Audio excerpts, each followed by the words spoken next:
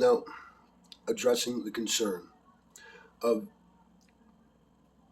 group mentality known as feral mentality, which essentially describes gang activity.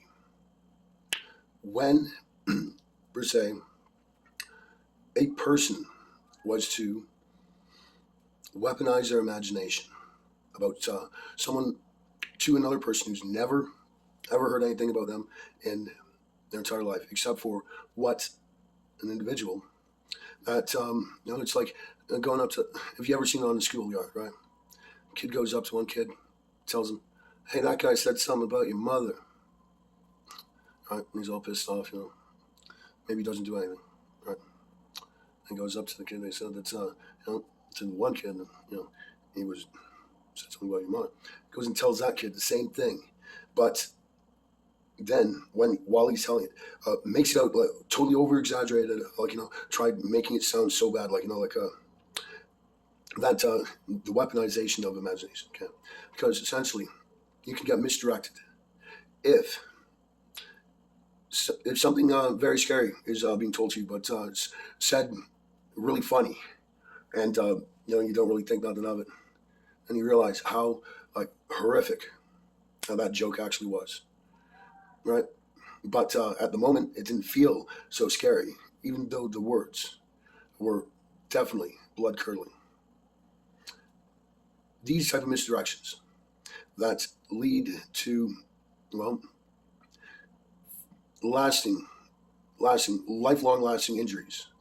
In some cases, when it's government corruption, okay, the government corruption where one were to tell the office worker a whole bunch of lies, and they have no other information to go by, so it gets faxed over to another place, and then they call that place and tell a bunch of lies, and meanwhile, the victim of these crimes, when they pointed out to the individual doing this, then takes it out of context, and if in a description one was to mention anything about someone's voice or the color of someone's eyes or their hair, if someone was to describe someone as a blonde person with blue eyes and spoke English, anyone who would freak out about that, saying that is racist. That's racist. That's racist. You can't describe someone, right? Because if someone was to describe someone as Chinese, are you all of a sudden racist for saying that's a description? Because these type of weaponizations do occur. They're not fair, nor shall they be legal.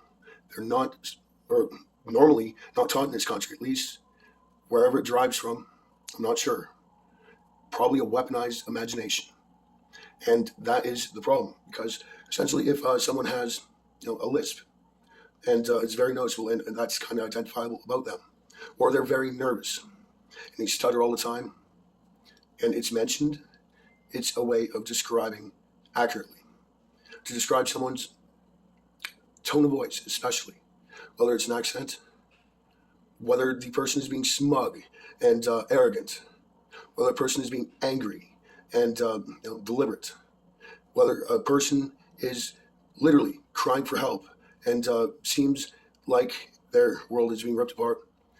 That is how you're supposed to read a tone of voice, because when it's described properly, and these delusional criminals who are definitely a gang, because for me to describe, say, Michael Ho as being an Asian gang member, well, then he should probably stop acting like one. That's the thing. He should stop acting like one, because, see it, say it.